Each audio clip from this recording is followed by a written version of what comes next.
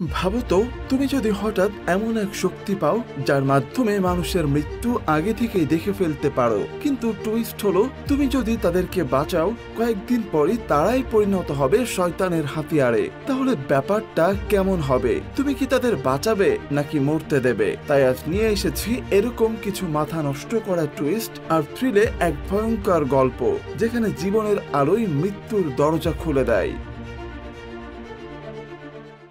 মুভির শুরুতে আমাদের সামনে আসে অ্যাবডেল নামে এক ব্যক্তির সুখী পরিবার। সে তার স্ত্রী রেবেকা এবং একমাত্র ছেলে ড্যানিকে নিয়ে বাড়ির বাগানে নিজের জন্মদিন উদযাপন করছিল। অ্যাব পরিবারের কাছ থেকে বেশ কয়েকটি উপহার পায় এবং বিশেষভাবে একটি হাত ঘড়ি পায়, যেটি তার ছোট্ট ছেলে ড্যানি গোপনে বাবার জন্য পছন্দ করেছিল।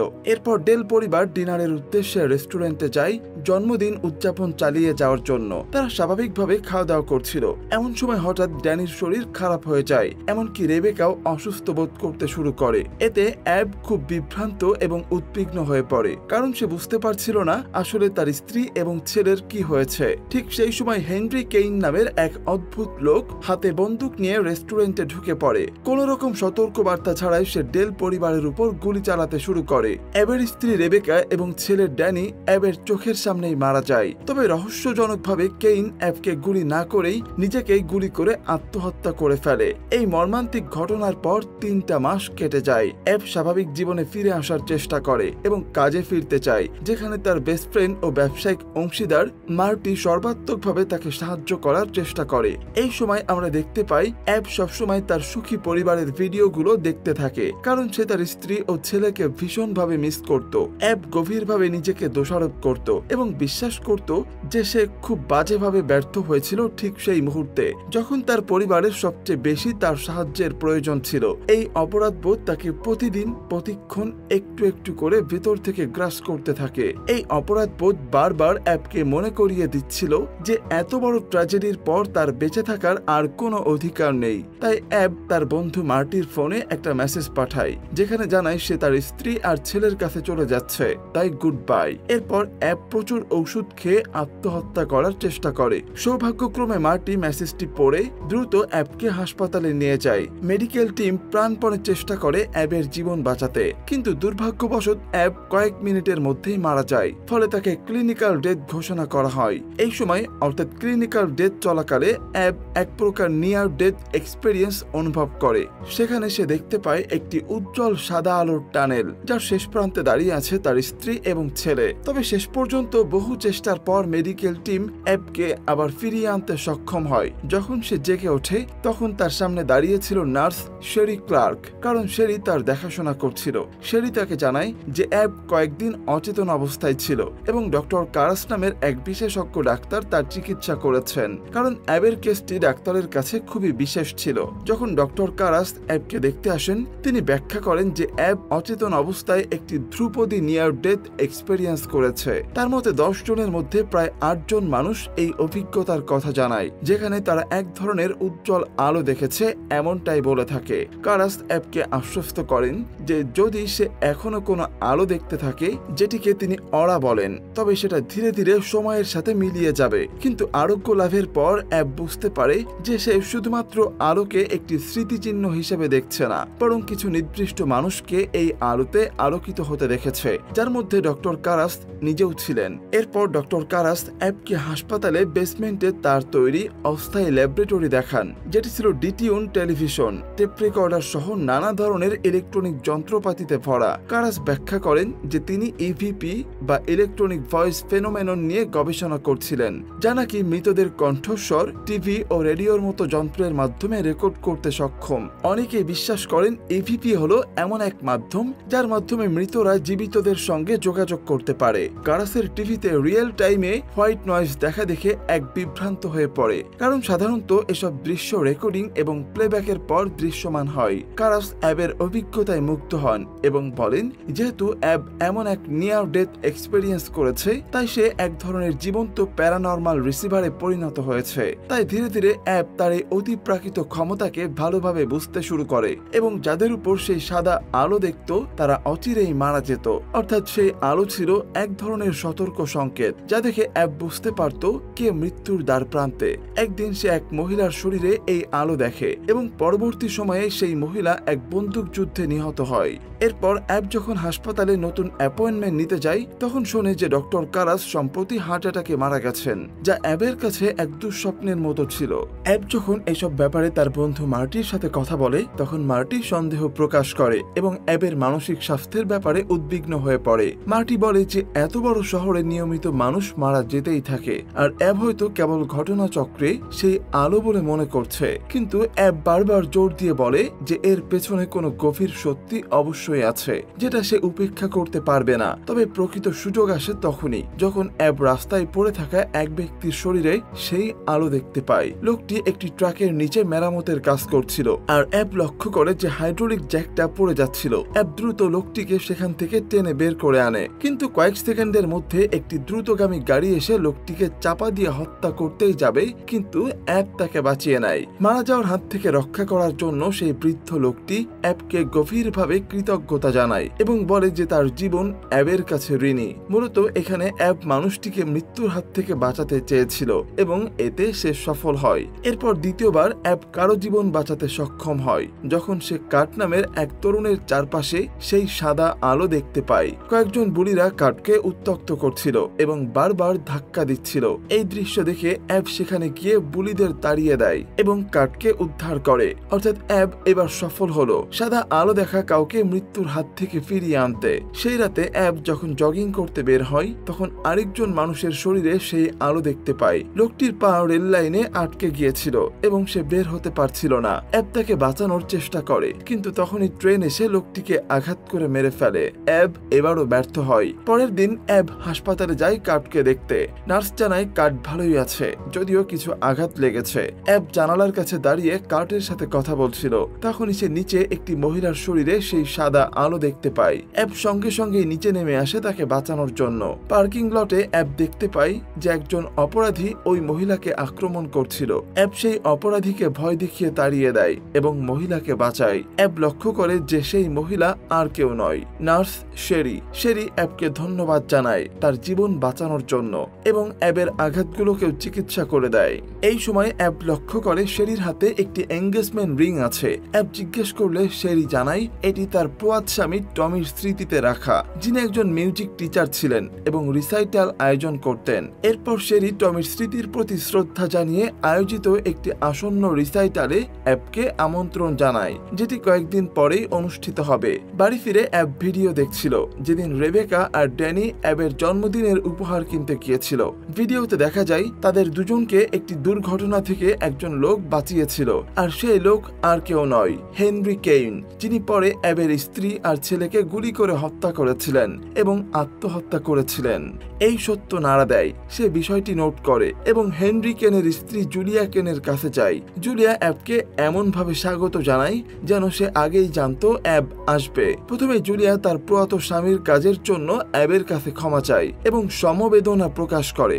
এরপর জুলিয়া জানায় যে হেনরি একটি গাড়ি দুর্ঘটনায় জড়িয়ে পড়েছিল, যেটি ঘটেছিল এক মাতাল চালকের কারণে।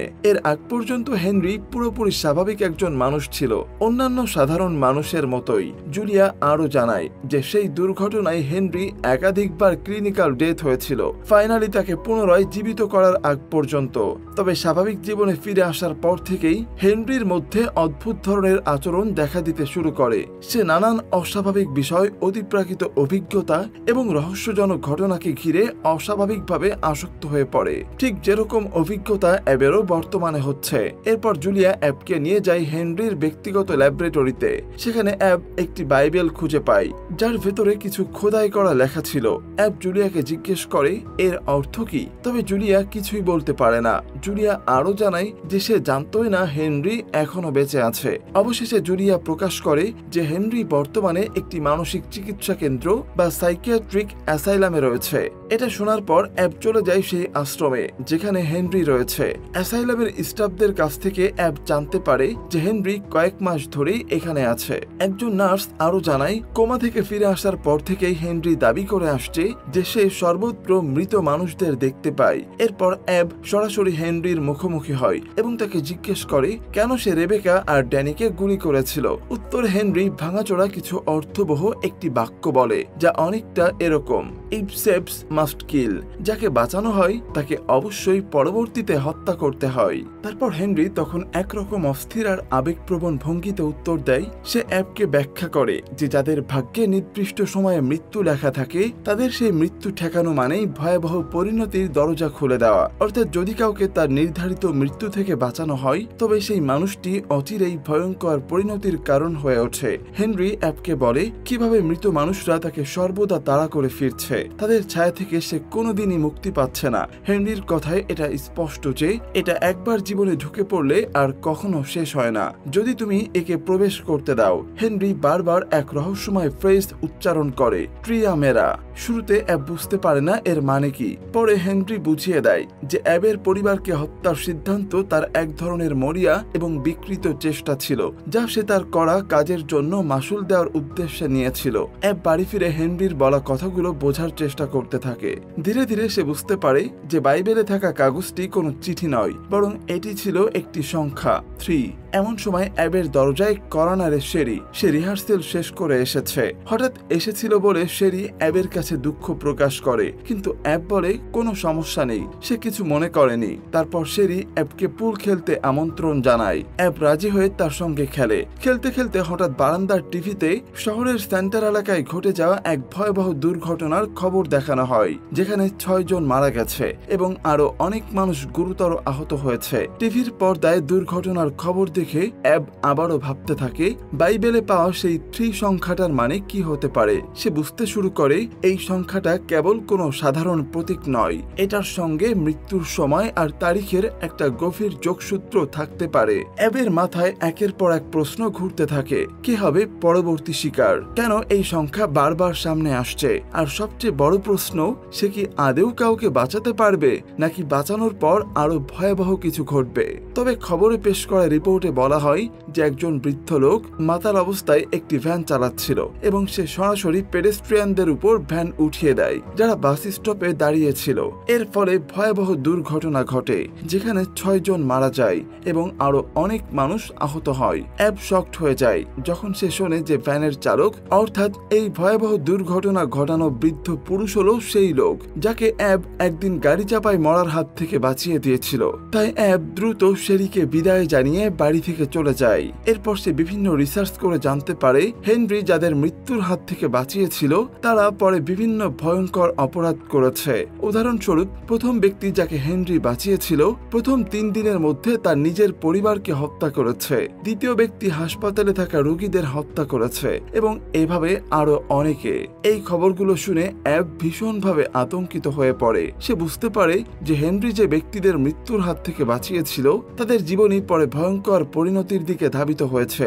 এতে অ্যাব দ্বিধাগ্রস্ত হয়ে যায়, সে কি কাউকে বাঁচাবে নাকি এই চক্রকে অব্যাহত রাখতে দেবে। তার মনে এক ভয়ঙ্কর চাপ পড়ে, কারণ সে জানে যে তার ছোট ভুলও কোনো এক জীবনের উপর ভয়াবহ প্রভাব ফেলতে পারে। ফলে অ্যাব ধীরে ধীরে উপলব্ধি করতে থাকে যে শুধু মানুষকে বাঁচানো যথেষ্ট নয়, বরং প্রতিটি বাঁচানো জীবন পরে ভয়াবহ পরিণতির দিকে নিয়ে যেতে পারে। এই উপলব্ধি তাকে একদম বিভ্রান্ত এবং আতঙ্কিত করে তোলে। অ্যাব হেনরির ল্যাবে গিয়ে প্রিয়ামেরা শব্দের অর্থ বোঝে এবং এটি প্রাচীন গ্রিক ভাষায় তৃতীয় দিন বোঝায়। তারপর বাইবেলিক ও ভাষাতাত্ত্বিক গবেষণায় দেখা যায় যে যাদের মৃত্যুর হাত থেকে বাঁচানো হয় তাদের উপর তৃতীয় দিনে ভয়াবহ ঘটনা ঘটে। হেনরির পর্যবেক্ষণও এটাই প্রমাণ করে। তাই অ্যাব বুঝতে পারে প্রিয়ামেরা একটি সময়গত প্যাটার্ন নির্দেশ করছে, যার 3 দিনের মধ্যে মারাত্মক ঘটনা ঘটতে শুরু করে।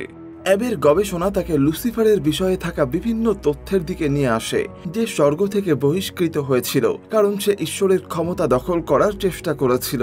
এতে অ্যাব তখন লুসিফারের এক ভয়ঙ্কর ব্যঙ্গাত্মক ইশারা অনুভব করে। এটা অনেকটা এরকম যে আলো মানুষের জীবন বাঁচাতে পারে, ঠিক সেই আলোই কখনো কখনো ভয়াবহ বিপর্যয়ের পথ খুলে দেয়। অ্যাব বুঝতে পারে যে তার সেই সাদা আলো দেখার ক্ষমতা কোনো পবিত্র বা দেবদূতের ক্ষমতা নয়, আসলে এই আলোর বাহক ছিল লুসিফার, অর্থাৎ আলোটি ছিল তারই। অ্যাব তখন সন্দেহ করতে শুরু করে যে তার ভাবা উপহার অর্থাৎ সাদা আলো দেখার ক্ষমতা আসলে এক ধরনের দানবী অভিশাপ। এতে সে বুঝতে পারে যে গ্রিন অর্থাৎ কার্ট, যাকে অ্যাব ব্রিজের উপর থেকে বাঁচিয়েছিল, সেই ভয়ঙ্কর ঘটনা ঘটিয়েছিল ঠিক তৃতীয় দিনে। অ্যাব তখন পরিস্থিতির তীব্রতা অনুভব করে। সে বুঝতে পারে যে এই মানুষগুলোর খোঁজ করতে হবে, কারণ তার ভয়ের কারণ হলো শীঘ্রই খুব ভয়ঙ্কর কিছু ঘটতে যাচ্ছে।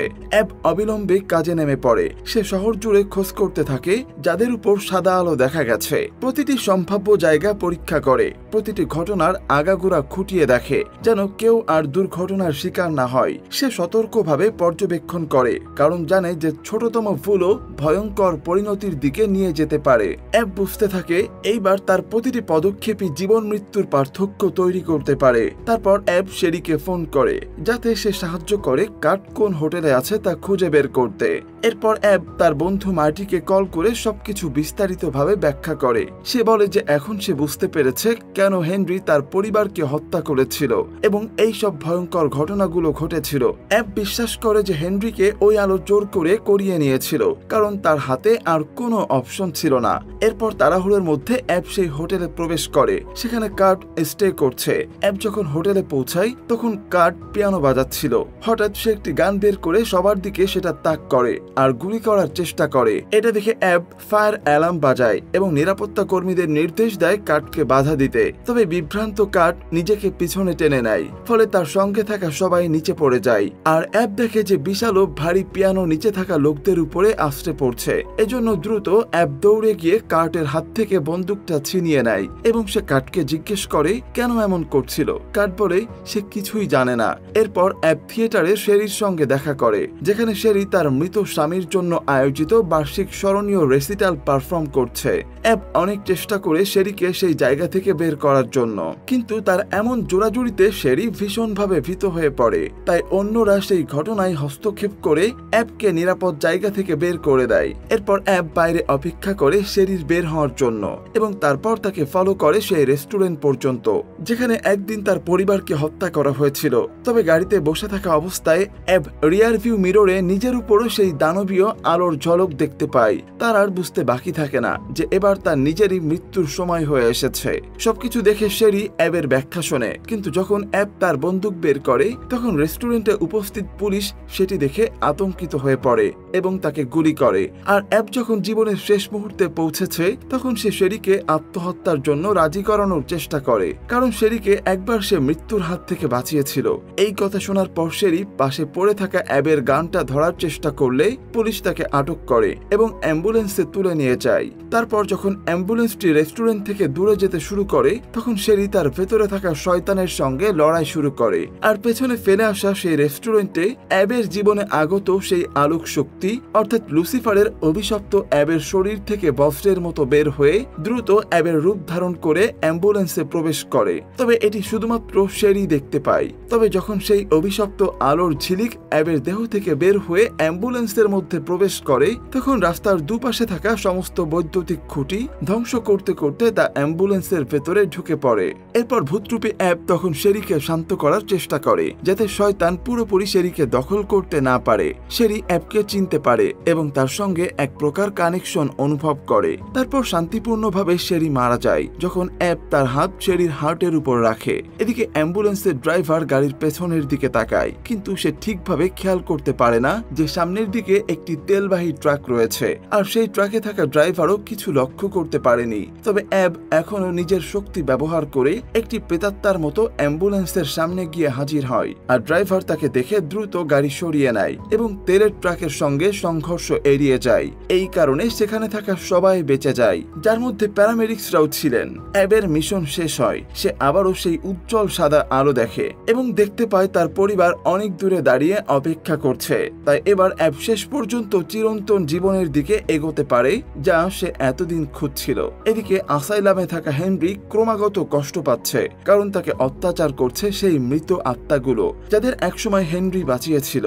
এই মুভিটি একটি থ্রিলার যা জীবন, মৃত্যু এবং অতিপ্রাকৃত শক্তির সূক্ষ্ম সীমানা দেখায়। অ্যাবের হঠাৎ পাওয়া সাদা আলো দেখার ক্ষমতা প্রথমে মনে হয়েছিল এক উপহার, কিন্তু ধীরে ধীরে এটি স্পষ্ট করে যে এই আলোই মৃত্যুর আহ্বান। আর পরিবারের প্রতি তার ভালোবাসা, হেনরির অতীত এবং সেই ভয়ঙ্কর প্যাটার্ন সবই ছিল এক অশনি সংকেত। মুভিটি আমাদের আমাদের দেখায় যে ঈশ্বরের নির্ধারিত মৃত্যুকে থামানো অসম্ভব, আর যদি সম্ভব হয় শয়তানের ছল আমাদের অজান্তেই সবকিছু আমাদের হাত দিয়েই ধ্বংস করতে পারে। সবশেষে আলো ও অন্ধকারের এই নীরব সংঘর্ষের মধ্য দিয়ে এক চিরন্তন জীবনের দিকে এগিয়ে যায়। আজকের মতো এই পর্যন্তই, দেখা হবে পরবর্তী কোনো গল্পে। সেই পর্যন্ত সবাই ভালো থাকবেন, সুস্থ থাকবেন, আর হ্যাঁ, সিনে কাহিনীর সাথেই থাকবেন এই আশা ব্যক্ত করে এখানেই শেষ করছি। আল্লাহ হাফেজ।